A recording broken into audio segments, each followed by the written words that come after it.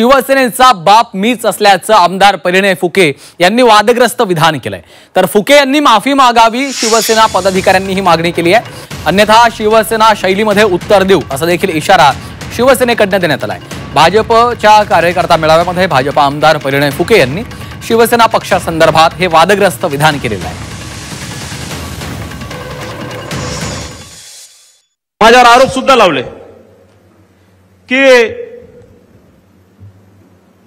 असं झाला तसं झाला, पण मी काही कोणाच्या आरोपांना काही किंवा कोणी माझ्यावर खापर फोडली, पण त्याविषयी मला हे निश्चितच माहित झालं की कारण कसं असतं की तुमच्या घरी जर काही चांगलं झालं तर कोणी केलं, पोरगा जसं 10वी मध्ये पास झाला किंवा चांगले मार्क भेटले तर पोराने केलं किंवा आईने केलं, काही चांगलं झालं तर कोणी केलं तर आईने केलं, आणि काही खराब झालं तर बापाने केलं।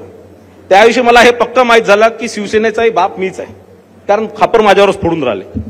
आणि म्हणून कुठेतरी या सगळ्या आरोपांना कुठेतरी लक्ष न देता आपण आपल्या कामाला ताकदीने सुरू ठेवलं पाहिजे। अशा पद्धतीने त्यांनी जे भाष्य केलेलं आहे आणि आईबाप काढलेले आहेत, त्यांना बाप कोण आहे दाखवण्याची वेळ आलेली आहे।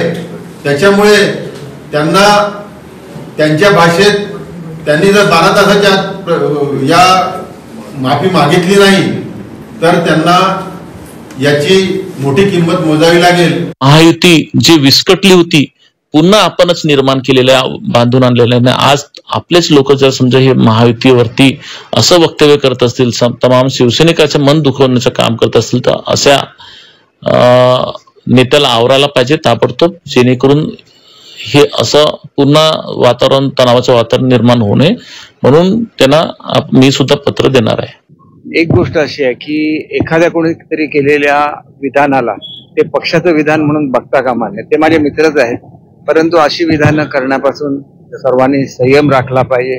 शेवटी युतीचं शासन आहे, लोकांच्या खूप अपेक्षा आपल्या सरकारकडून आहेत, खूप मोठ्या बहुमताने आपल्या सरकारला निवडून दिलेलं आहे। त्याच्यामुळे लोकांची जास्तीत जास्त सेवा कशी होईल आपल्या सरकारच्या माध्यमातून याच्यावर आपण भर दिलं पाहिजे। शासनाचे कार्यक्रम आपण लोकांपर्यंत पोहोचवले पाहिजेत आणि त्याच्याबद्दल योग्य ती प्रसिद्धी सुद्धा जास्त करून शासन जे चांगलं काम करतंय त्याची केली पाहिजे असं मला वाटतं। जरा दूर राहिलेलं बरं, अशा लोकांना प्रसिद्धी देऊ नका, फुकट गेलेली माणसं आहेत। त्यामुळे ते देवेंद्रजींना विचारायचं, हा कसे सांभाळताय या फुकट गेलेल्या माणसांना, आणि याचा बाप कोण फुकेचा, तो देवेंद्रजींना विचारलं पाहिजे।